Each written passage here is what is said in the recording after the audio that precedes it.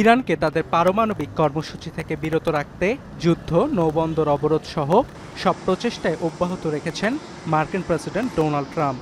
তার অভিযোগ, তেহরান পারমাণবিক অস্ত্র অর্জন করলে তা পুরো মধ্যপ্রাচ্যের জন্য হুমকির কারণ হয়ে দাঁড়াবে। যদিও প্রথম থেকেই তেহরানের দাবি তাদের পরমাণু কর্মসূচি শান্তিপূর্ণ এবং এটি জ্বালানি, চিকিৎসা সহ বেসামরিক বিভিন্ন খাতের উন্নয়নে ব্যবহৃত হয়।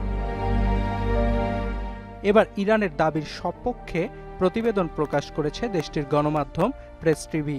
প্রায় 2 দশক ধরে ইরানের চিকিৎসা বিজ্ঞানীরা পারমাণবিক উন্নত প্রযুক্তি ব্যবহারের মাধ্যমে দেশটিতে জন্ম নেয়া প্রতিটি শিশুর শরীরে 58টি বিপাকজনিত বা মেটাবলিজম রোগ শনাক্ত ও প্রতিরোধে সম্পূর্ণ বিনামূল্যে সফল পরীক্ষা সম্পন্ন করছে। সাধারণত শিশু জন্ম নেয়ার 3 থেকে 5 দিনের মধ্যে পায়ের গোড়ালি থেকে কয়েক ফোঁটা রক্ত নিয়ে এই পরীক্ষা করা হয়। আর এই স্ক্রিনিংয়ের মূল প্রযুক্তি হল ট্যান্ডেম মাস স্পেকট্রোমেট্রি। পারমাণবিক গবেষণার ওপর ভিত্তি করে গড়ে ওঠা প্রযুক্তিটি ব্যবহার করে শিশুর রক্তে বিভিন্ন অ্যামিনো অ্যাসিড ও রাসায়নিক উপাদানের মাত্রা তৈরি করা হয়। এছাড়াও ইরানের বিজ্ঞানীদের দাবি 60% সমৃদ্ধ ইউরেনিয়াম মূলত তেজস্ক্রিয় আইসোটপ মলিবডেনাম 99 উৎপাদনে ব্যবহৃত হয়, আর এটি থেকে হৃদরোগ, ক্যান্সার সহ বিভিন্ন রোগ নির্ণয়ে ব্যবহৃত আইসোটপ টেকনেশিয়াম 99 তৈরি হয়।